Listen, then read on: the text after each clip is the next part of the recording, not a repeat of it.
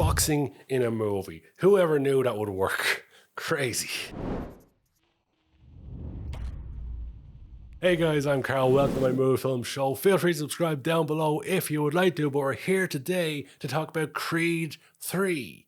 That's the third installment of the Creed trilogy, if you didn't know. The 9th Rocky movie. Creed 3, of course, stars and is directed by Michael B. Jordan. It's also got Jonathan Majors in there as our antagonist, and those two bounce off each other exceptionally well in this movie. You may have noticed this movie came out a few weeks ago, and I'm only getting to the review now. You might go, Karl, what's the hell? You're slowing down these movie reviews. Well, to be honest with you, I wasn't going to go see Creed 3. I didn't really have a whole lot of interest in it because for the last 6 months, every time I've gone to the movie theater, I've been getting trailers for Creed 3. I've seen so many different variations of the trailer that I just felt I'd seen too much of the movie. Surely it wasn't going to live up to my expectations. And on top of that, I wasn't a huge fan of Creed 2. I loved Creed 1, but Creed 2, not spectacular in my opinion. But in the weeks ever since it's come out, I've heard nothing but good things continuously. And I said, okay, well, maybe it's time to check it out. So I went to the movie theater and I watched this movie for 2 hours. And that's 2 of the quickest hours of my life. This movie flew by an electric pace. And I've got to say, for a directorial debut, this is absolutely outstanding from Michael B. Jordan. Some of the visuals in the movie are some of the best I've seen in any boxing movie. And boxing's had a lot of really, really good movies down the years. All the way back to Raging Bull and forward, there's been so many spectacular boxing movies. It's a sport that blends really well to movies, even as far back as Rocky, of course. And you kind of forget in this movie that this is a Rocky movie until they have subtle references to Rocky within the movie. Now, as I stated, they do give a lot away in the trailer for the movie. That's why I thought this movie was going to be nothing but a flop. But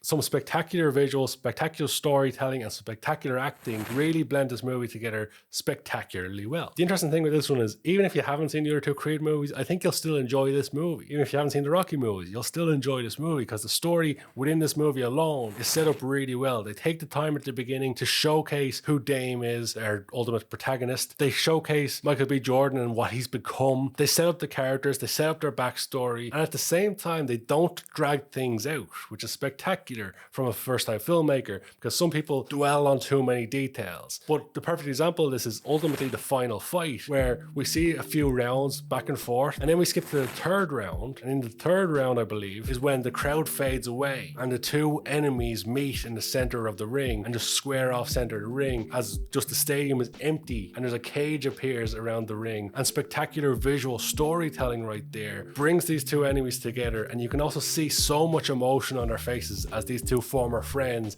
are beating on each other. And the sound effects in the movie, the sound effects are spectacular. It's a common thing in boxing movies for the sound to really emphasize the punches. For example, Damien, the bad guy, his punches just sound thunderous in this movie. It sounds like his hands are made of concrete. Every punch that lands sounds so vicious. Jonathan Majors was a phenomenal turn in this movie, producing a villain of epic proportions. Who knows, maybe someday he'll be in some big franchise as a major villain someday, possibly.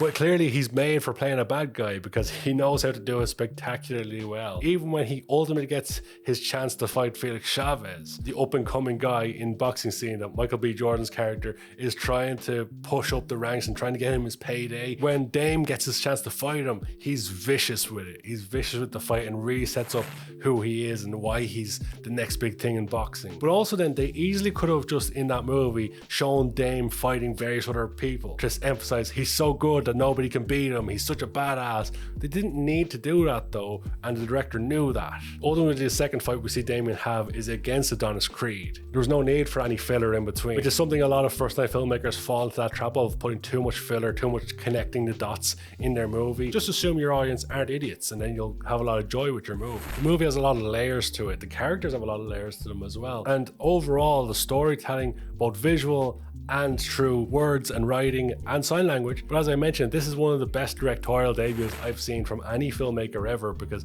Michael B. Jordan, it's clear with the roles we've seen him in, for the most part down the years, he's a man who has a big passion for movies, a big passion for filmmaking, and he understands what makes a good movie. Fantastic Four aside. But even back to the likes of Fruitvale Station, he puts so much passion into his performances that clearly he was able to find a way to translate that into his directing. It seems like he's left no stone unturned when it comes to making this movie. There's clearly a lot of planning has gone into this movie, and I'm very excited to see what Michael B. Jordan does next in terms of movie making, whether it's another Creed movie or whether it's something else, I'll be first in line to see that movie because he's clearly a fantastic filmmaker and one to keep an eye on. For a movie that I wasn't expecting too much from, ultimately I ended up getting blown away by this movie, and so far this is the best movie I've seen in 2023, very unexpectedly. So ultimately we get down to a rating out of 10 as always here on Karl's Movie Film Show, and for me, I'd actually give Creed 3 a 9 out of 10. It was a spectacular movie which I can't recommend highly enough to go and check out if you haven't already. But you know what else is a pretty damn cool movie? Blade Runner. I recently did a retro movie review about that here on the channel. The video's right over here. If you've already seen that one, there's another video to check out over here, and I will catch you in the next movie review.